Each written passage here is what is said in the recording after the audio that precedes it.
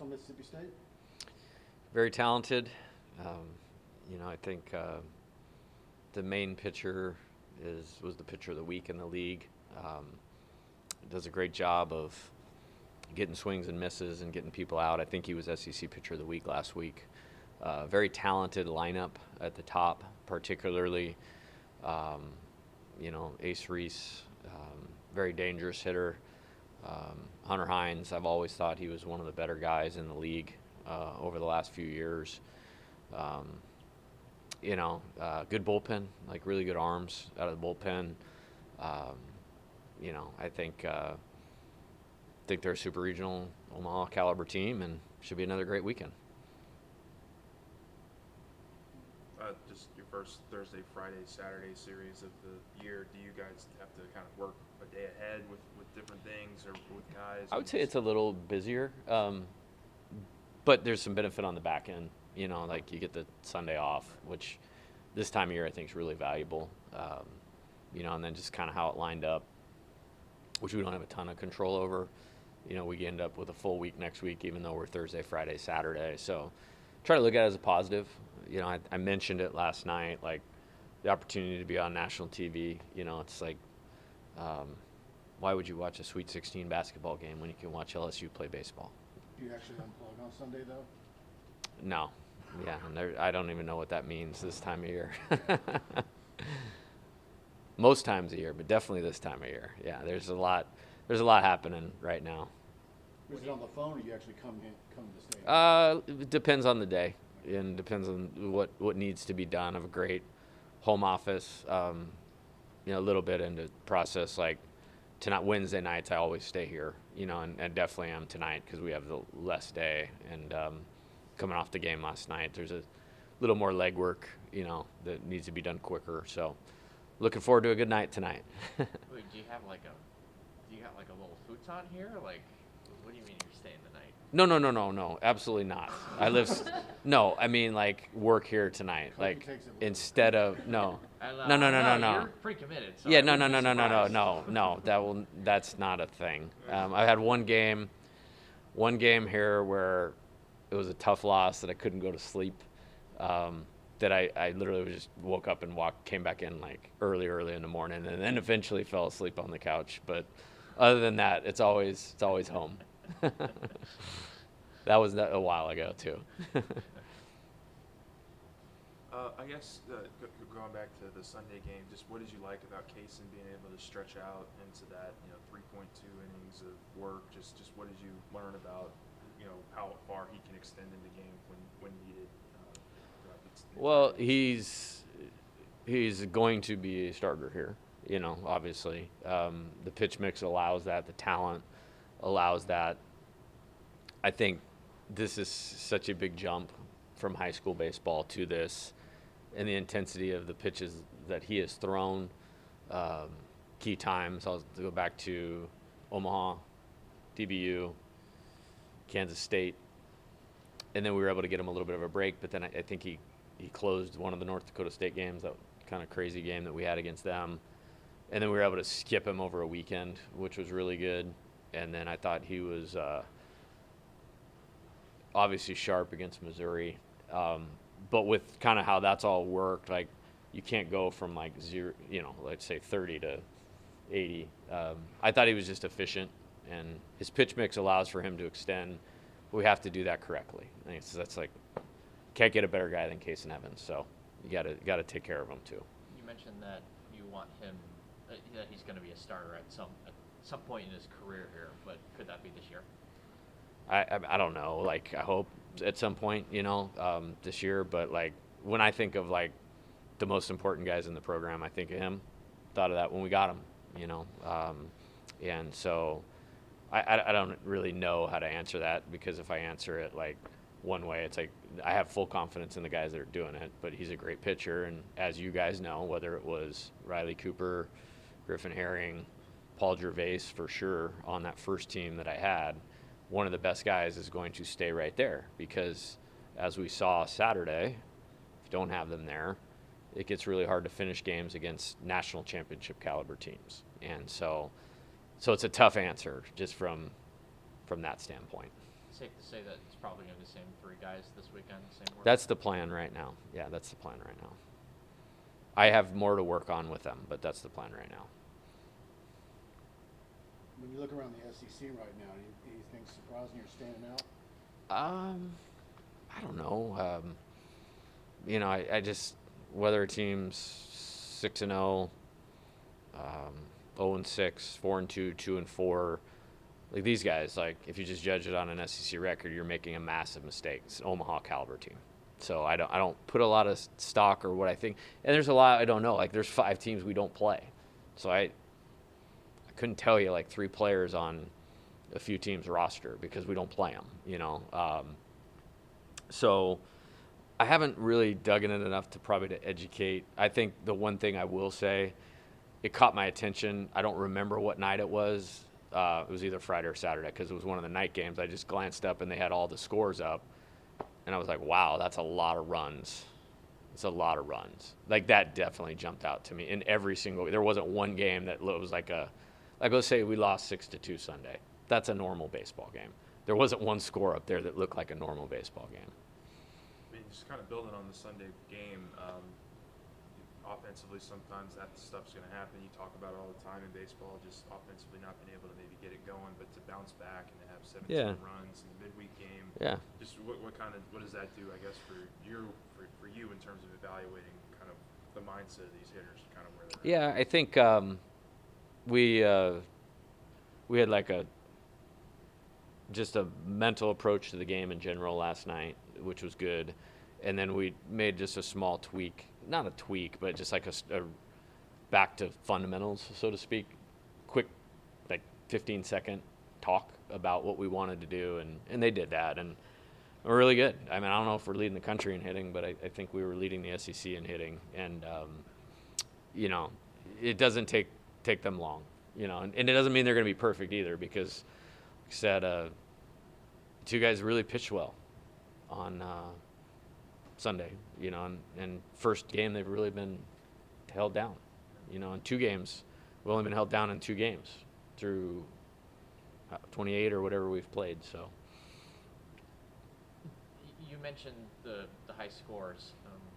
Do you think that's just good for the game of college baseball to have the inordinate amount of 13 to 11 games, for example? I was talking to somebody yesterday, I think, that is a fan, definitely a fan, not like a baseball person, and they were telling me how much they love it. It's so much more exciting when it's 13 to 11 as opposed to 2 to 1. And I was like, I get that. I just want to make sure we're on the right side of either kind of game. But I think it is, that's just one perspective that I got that of somebody like I trust that's into college baseball enough to say it's cool. And, like I said, I think Coach Burtman, Coach Polk, since we're playing Mississippi State, they were way out ahead of it. Everybody built their field small. Homer became a thing.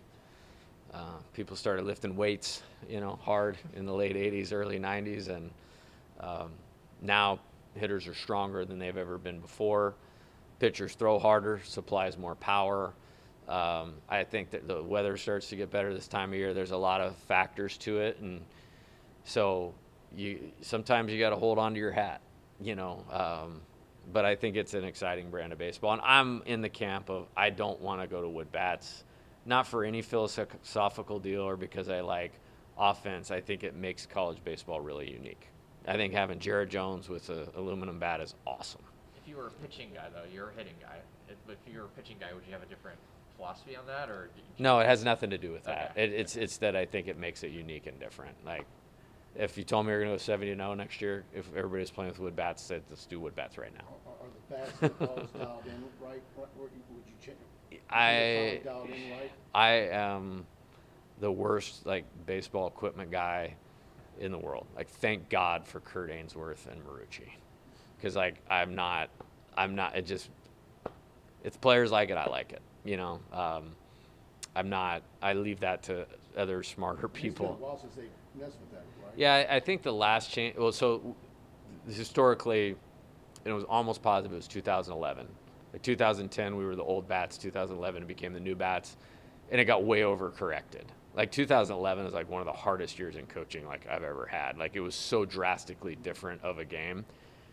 And then I think it was 2015 we kind of got like recorrected where they did something with the baseballs and it was better or a little more normal. And then I think the players are just getting better and stronger. I remember in 2016 we played 8 games in Omaha. I think we hit 1 home run. So we played for the national championship hitting 1 home run the entire College World Series. Unless I'm really messing that up. I can only remember us hitting 1 home run in the College World Series. And then you go back in 21, and, I mean, Ryan Holgate was a player out of Arizona. I mean, hits one 500 feet off Kumar Rocker, you know. And then they hit a couple home runs in that game. And then in 23, it's like Cruz, Dugas, Beloso. I mean, Florida scored 24 runs. Like, I think the players are getting better. Maybe the balls are a little livelier. I don't know, man. I like normal baseball, but yeah, I don't know. What have you seen from Cooper Williams that you like? I love especially coming Cooper. from Alvin, and do you see him Yeah. kind of playing more as the season goes on? Oh yeah, he's doing great.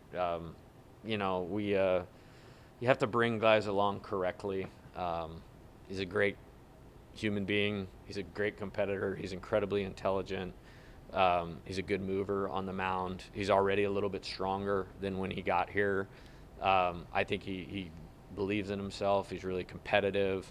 And just as I said with Kaysen, he's a huge part of where we're headed. And, you know, we got him in the game on Sunday, again by design.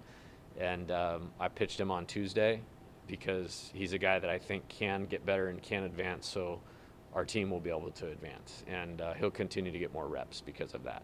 Kaysen and Zach are obviously known for their change-ups, and in large part that's really helped their success. But have you looked into that pitch becoming more of a weapon for some other guys like William or even Connor Ware, who threw it a decent bit against Missouri? Like, could that pitch be something that can help a bunch of other guys too? I think it helps any pitcher. I go back to like Greg Maddux, like that was kind of a calling card, his ability to throw it where he wanted and change speeds. Kyle Hendricks for the Cubs for a long time. I think he's still pitching, maybe Angels. Is that right? Yeah. He's like a classic example of a pitcher that's been forgotten about, so to speak. And I think he can be really effective. And if a guy has it, regardless of who said pitcher is, it's going to help him be better. With some of these bullpen arms that are maybe going through some growing pains or just learning lessons, I guess, over the first couple weeks of SEC play, how much is it devoted to the fact that they haven't pitched in these games before and they're kind of taking their lumps now so they can be better in the season type of deal? Yeah, I think playing time, I've said this before, the best coach any player ever has is playing time and experience. And, you know, it gets lost sometimes because of with talented players, but they haven't been there, like in a lot of ways. But I think if you ask them if they believe they're going to succeed, they believe they're going to succeed, and I believe that they're going to succeed. So I think because of their talent and all of the things, like we all expect them to do well, and you know they're going to do well, and in a lot of cases are doing well. With some of the walk issues, do you think that's in part because you guys just have a bunch of dudes with a lot of stuff, and it's just hard to rein that stuff in sometimes? I think it's probably a better way to answer that guy by guy, because answer for one pitcher might be different than the other. You know, I think the guys that we put in the game, I definitely believe in them. And, you know, just as we've, constantly talked about with like Jared Jones over 3 years, and even 3 weeks before the season to the season opener, and guys getting better, like we're on top of that. We had a good meeting on Monday morning with a few things for a few guys, and I think guys will continue to advance. In general, would you say, like even outside of your team, in general, would you say that's a decent philosophy? Not philosophy, but like something that is generally true. I already forgot what it was. Sorry. In terms of just stuff affecting walks. And I would answer it this way. we'll just call it a generational thing in baseball. Like, people want to see like a measuring stick or results. Like, what's the easiest one is how hard do I throw? And so I think maybe this grouping of pitchers came up in a like, that's something they could attain through training. They could see on a radar gun, and they wanted to maybe go get that as opposed to execute pitches. And in baseball is a give and take thing. Like, one thing I like about our offense is like we have plenty of power, but we don't have to sell out to get to the power. So like on the pitching side of it, the example would be, can you sell out to velocity but command your fastball per se, since we're talking about velocity? Some guys can, some guys can't. So what's the happy medium to where do I need to be in control of myself to throw the ball where I want to with having effectiveness that has enough intent to get the hitter out? So like the guys that rise to the top are able to blend like all those things together. Going back to kind of the modern baseball question, and now what is recruiting, given that you got guys like Derek Curiel on the roster and that kind of deal? Thoughts on opening day, given that Paul Skeens is going to be the opening day starter, Dylan Cruz is going to be opening day starter, obviously just came out of your program, that being kind of a calling card for you guys? Yeah, I think it's awesome, and I think there's a lot of players on this team that will play in the major leagues, 1,000%. Talked to Steven, he's going to play in the major league someday. It's awesome. I think I want to be known for that. I do. Like, I want to be known for developing big leaguers. Let's call it John Calipari, Kentucky basketball, Nick Saban, Alabama football. Like, there's championships. But there's also like they helped a lot of players get to where they want to go, and I want to do both, and that's super important to me, and I do take a lot of pride in that. And it's not like it's been going on forever here, with Coach Burtman, Coach Maneri, but I think those guys are there, and there's several more along the way. I expect Trey to make it this year, expect Grant Taylor to make it this year, and there's guys that aren't on anybody's radar, that came from here that were drafted in the 13th round or 14th round that will find their way there, largely because of how they improved, what they learned while they were here, and they're prepared to go be successful in that. And I take a lot of pride in that, and I want players to draft players from here, not just because of who they are, and usually that's enough, but man, they're that and they played there. Like, I think that's awesome if that's how we're known through Major League Baseball.